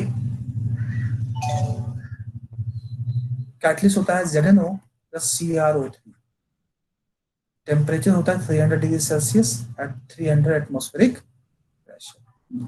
अब देख सकते हो कि किस तरह से रिएक्शंस हो रही हैं। आई होप आप सभी को कैटलिस्ट क्या होता है समझ में आया। हीट कैसे हम शो करते हैं, तो अगर कहीं हीट रिलीज हो रहा है तो वहां तक तो मेंशन करना है। अगर मैं लिख रहा हूँ हेलो, सभी किसी को डाउट है क्या यहाँ तक? सभी को क्लियर है? कुछ तो बड़ा डाउट है यहाँ तक कुछ तो। सर हेबर्स प्रोसेस बता दीजिए। बेटा मैंने आपको बताया कि हेबर्स प्रोसेस दरअसल अमोनिया के फॉर्मेशन के प्रोसेस को बोलते हैं हेबर्स प्रोसेस। उस प्रोसेस में अमोनिया बनता है। जब हम नाइट्रोजन को हीट करते हैं in the presence of hydrogen at this pressure and this temperature in the presence of iron as a catalyst, molybdenum as a promoter, you obtain ammonia. ये है आपका हेबर्स प्रोसेस। यहाँ पे ओके कैटलिस्ट सर। रिएक्शन, यहाँ पे catalyst reaction का rate को बढ़ा रहा है और प्रोमोटर कैटलिस्ट के एफिशिएंसी को बढ़ा रहा है। Okay sir. अब आप सभी को ने क्लास 9th में लॉ ऑफ केमिकल कॉम्बिनेशन पढ़ा होगा। उसमें पढ़ा होगा लॉ ऑफ कंजर्वेशन ऑफ मास। क्या होता है वो किसी को पता है? Yes sir. नाम? Atoms are sir mass destroyed in a और chemical Mass reaction. can sir, mass can neither be created nor be destroyed in a chemical reaction. Very good. Matter can neither be created not destroyed in a chemical reaction. ठीक है, तो ये था आपका law of conservation of Conservation of mass. मास, जहां बोला गया कि ना तो आप मास को क्रिएट कर सकते हो ना तो आप मास को डिस्ट्रॉय कर सकते हो। आप समझिएगा, आपने अभी भी क्या बोला है कि ए और बी रिएक्ट हो रहे हैं और सी और डी मिल रहा है, तो जो टोटल मास होगा ए और बी का वो बराबर होगा total mass of C A D के। यानी total mass of reactant is equal to total mass of product. Am I right? तो जितने मास, अगर सोचो मास अगर इक्वल है तो नंबर ऑफ एटम भी तो इक्वल होंगे। Number of atom of A plus number of atom of B should be equal, of reactant should be equal to number of atom of A, C plus number of atom of T on the product side। आसान भाषा में कह रहा हूं कि जितने atom reactant side में होंगे उतने ही एटम प्रोडक्ट साइड में होंगे। ठीक है, इसको थोड़ा डिटेल समझते हैं मैं क्या कहना चाह रहा हूं। मैं ये कहना चाह रहा हूं बेटा कि H2 plus O2 gives you H2O। यहाँ पे दो एटम है हाइड्रोजन के, यहाँ पे दो एटम है हाइड्रोजन के, दो एटम है ऑक्सीजन का, यहाँ पे एक ही एटम है ऑक्सीजन का। तो क्या ये law of conservation of mass follow कर रहा है? नहीं। No Yes, sir. sir. तो हमें इस बात का ख्याल रखना पड़ेगा कि सारे chemical equations law of conservation of मास को फॉलो करें। ठीक है, और ऐसा कराने के लिए हम क्या करते हैं? Balancing of chemical equation.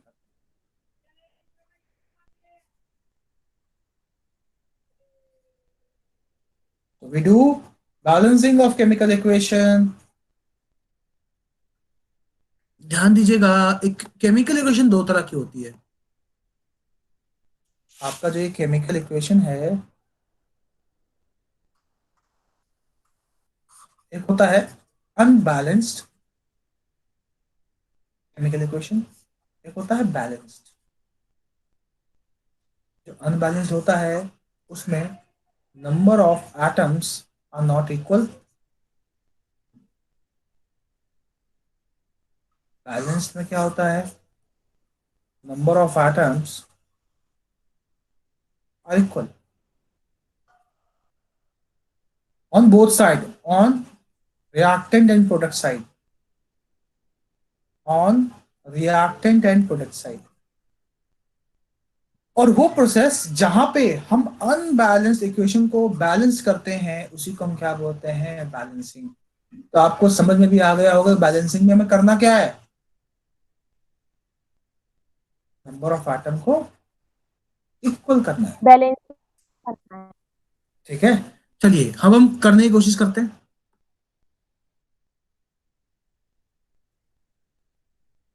देखो बैलेंसिंग करने के बहुत तरीके हैं। बैलेंसिंग एक होता है हिट एंड ट्रायल मेथड,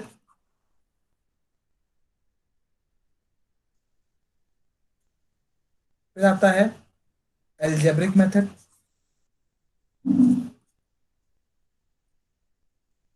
फिर आता है ITUS method, international technique for ultimate students. ये पढ़ाऊंगा चैप्टर के एंड में, क्योंकि उससे पहले बहुत कुछ सिखाना पड़ेगा। फिलहाल हम इससे काम चलाएंगे। तो सबसे पहले हम समझते हैं हिट एंड ट्रायल मेथड क्या है।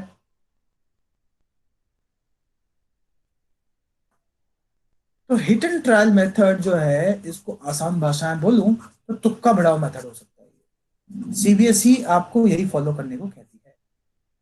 तो H2 plus O2 gives you H2O। CBSE कहता है कि सबसे पहले आप दो साइड लेके, एक रिएक्टेंट साइड होगा, एक प्रोडक्ट साइड होगा। रिएक्टेंट साइड में कौन कौन से एलिमेंट है, हाइड्रोजन है, ऑक्सीजन है।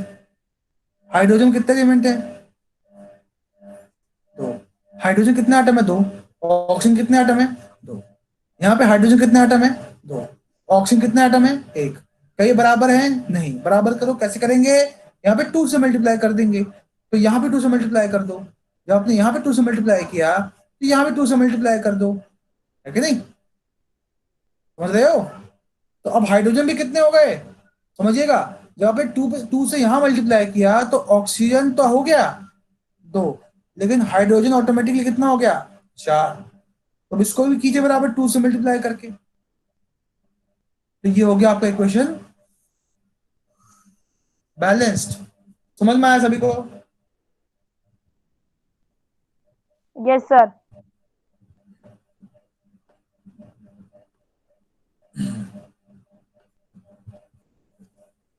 एक और इक्वेशन लेता हूं मैं, N2 plus S2 gives you S3। Reactant side, product side, nitrogen, hydrogen. Nitrogen कितने हैं, 2। हाइड्रोजन कितने हैं, 2। हाइड्रोजन कितना है, 1। हाइड्रोजन कितना है, 3। अब इनके बीच में कुछ कॉमन है क्या, नहीं। तो क्रॉस मल्टीप्लाई कर दो। इसको 3 से करो, इसको 2 से करो। यहाँ पे आपने 2 कर दिया, और यहाँ पे हाइड्रोजन कितने कर दिए, 3 कर दिए। जब पे 2 से मल्टीप्लाई किया तो नाइट्रोजन ऑटोमेटिकली कितना हो गया, 2 हो गया, बराबर। एज इट देख लीजिए, 2 nitrogen 2 nitrogen, 6 hydrogen 6 hydrogen, balance हो गया। Yes sir. ये आपका यस सर। ये Yes, आपका sir. ये आपका हिट एंड ट्रायल मेथड है। अब हम सीखेंगे अलजेब्रिक मेथड।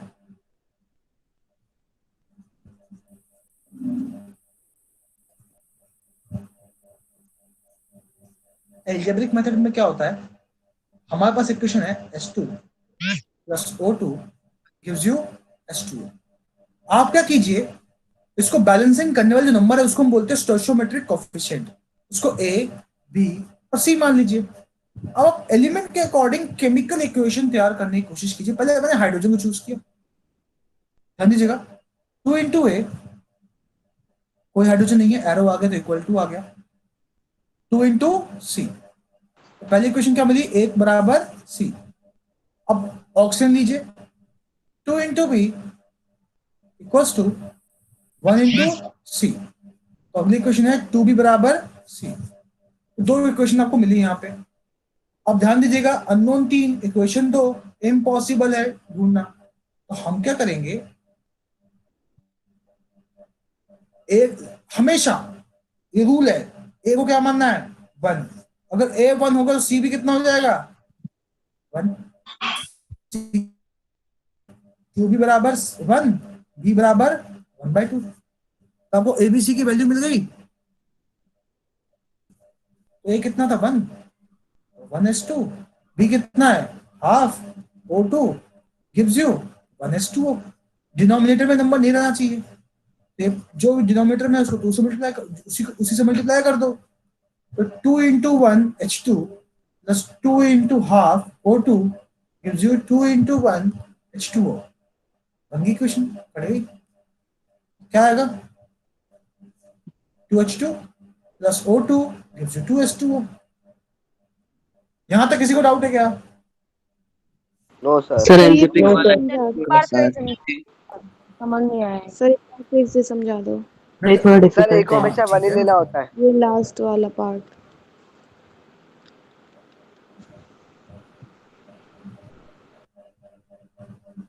हेलो हाँ बेटा सुन रहा हूँ, करवा रहा हूँ। सर, ये 2b बेटा प्लस algebraic, c मतलब समझ नहीं आया। मैं वही बता रहा हूँ, प्लीज होल्ड।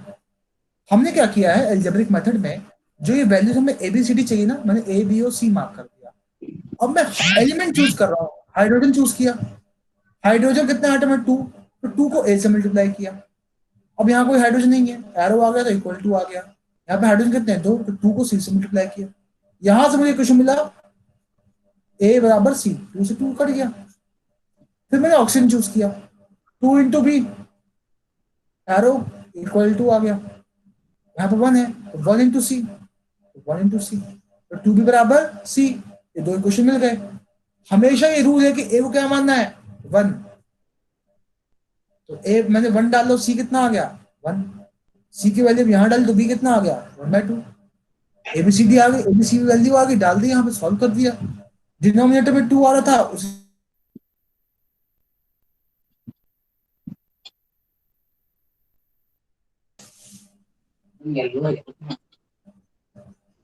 हेलो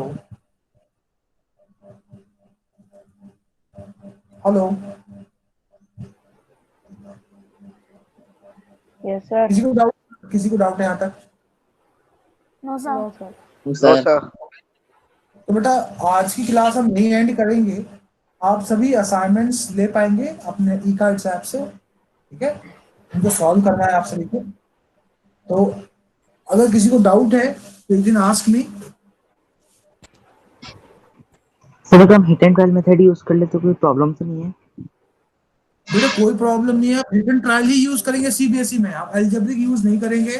एल्जेब्रिक है, एल्जेब्रिक और वो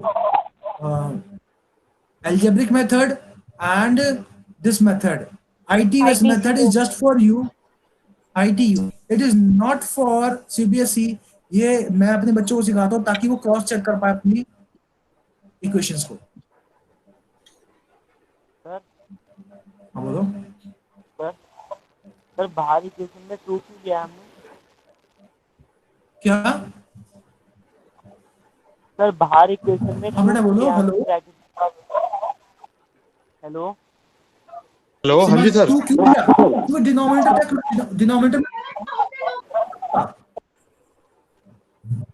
डिनोमिनेटर में 2 था इसलिए 2 दिया। Okay sir. तो आज की क्लास यहीं एंड होती है, we will meet in next class. Sir कल इसी टाइम पे होगा क्लास? ओके नहीं बेटा आपको बता देंगे, आपको हर सर बता देंगे, या कोई भी एकेडमिक से सर आपको कांटेक्ट करेंगे इसके लिए। और सर असाइनमेंट कौन से? एंड आउट्स क्या बेटा?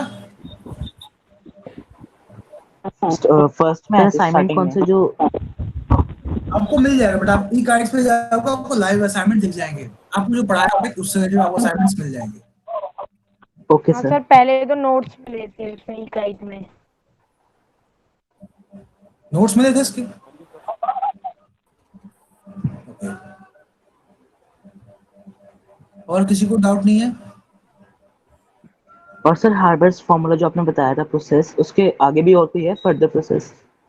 कौन सा प्रोसेस? बहुत सारे प्रोसेस है बेटा, प्रोसेस की तो कमी नहीं है, N number process are there. अभी हमने चैप्टर स्टार्ट किया है, धीरे धीरे हम सारी चीजें सीखेंगे। Okay sir. Okay, so let's end this class Harsh sir, Harsh sir,